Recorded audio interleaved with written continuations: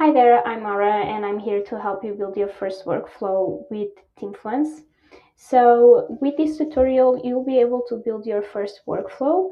You can use the specific workflow that I explain here if you think it will be valuable for you and your team, but you'll also be able to understand the entire structure of the workflows and start to have ideas on how to build this. We'll start with one of the easiest signals to miss inside of LinkedIn, which are the profile visits. Profile visits can be high-intent signals if they match certain criteria, but they can also be the easiest to miss in the LinkedIn notification void. Let's think about it. If you and your entire team start to have some workflow going around profile visits, what to do with them if they match certain criteria, you'll see that this will be very valuable for you and your team. So what do you have to do to build these workflows? First of all, go to the workflows page inside of TeamFluence and create a new workflow. So we have to go here, create workflow. We'll call it profile visit, and we just created a new one. And you'll have this overview, okay, of the workflows. To build a workflow, you'll have to have simple steps. So the initial one, you'll always have a trigger. So what was the event that is starting these workflows? In our case, and in this specific tutorial, it's going to be the profile visits. And then you can have filter by certain criteria, and then you have following actions, okay? So as I mentioned, let's start with profile visits. You select here the trigger. You have a bunch of triggers, but let's go with the new profile visit. So there's a new profile visit that came through TeamFluence and through your lead monitoring. So this is a new signal. And then we might want to run additional steps here. A new profile visit might not be an intent signal, but for example, if it is an ICP that is visiting your profile, maybe that should spark another reaction from you. So let's run this, and we can add filters, so we can break this down a little bit more.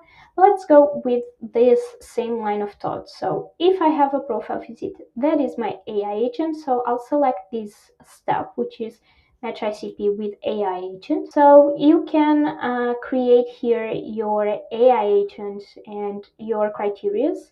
In this case, regarding persona, and then there's also regarding company, or you can use the existing profiling. So I'm gonna stick with the existing profiling that I already have, okay? And I'm matching if they are, if this is ICP match or not. From here, I want to run more things. So, okay, there's a new profile visit. They are an ICP match, and then I also want to run if this is true, if this is an ICP match, maybe I want to add additional steps. So the next logical step for me, it will be to start to understand, first of all, this case in this workspace, because we have a lot of different team members, I want to understand where's this profile visit is coming from. So I want to understand if this profile visit is actually coming from my profile. So here, sourced from team members, this came from my profile. So there's a new profile visit. They are an ICP match. They came from my profile. Okay. And then if it's true, again, I also want to check if they are connected with me. So I can put here members connected is connected with me. Okay. So now what shall I do with this profile visit that is an ICP match that visit my profile and that I am connected with them? Maybe I want to receive alerts. So maybe I can choose to push to Slack, but I can't decide to do anything. I can also send a LinkedIn DM and be like, hey, I noticed that you checked my profile. What exactly do you do?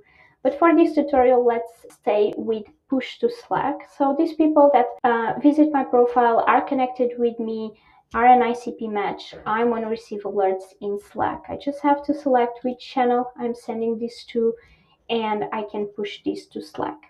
Then on another note, I might also want to run this connected part into branches. So if I am connected with them, I'm receiving alerts that they are visiting my profile. But if I'm not connected with them and I have a high intent, highly qualified person visiting my profile, the next step maybe it should be sending a connection invite. So the next step might be add to a networking campaign. In this case, I will probably inside of TeamFluence will create a specific campaign for the leads that are coming from this workflow, and I just have to select that campaign and set up the campaign as I want. So there's additional help center documentations regarding how to build networking campaigns, and this should run really smoothly for all the qualified profile visits that are coming through your profiles. Okay, so now we build our workflow. The next step is for us to test and activate this workflow. So for you to understand if this is working correctly and is set up correctly, you need to activate the workflow. It didn't give me any error message, so it means that it's configured correctly. If it was not configured correctly, it will give an error message and you'll be able to troubleshoot here where was your issue, and if there's any issue with one of these, like for example with the ICP, it will have an alert here. So now I'm able, everything is running smoothly, everything's set up correctly, so now I just have to activate the workflow, and now this is an active workflow. Once you have the workflows running, they will show you here the run history, how many times it executed, how many times failed. So it's important for you as well to understand what's going wrong and what's going well. And this is it. Your first workflow is ready for you to start collecting all your intent signals. Hope this was helpful.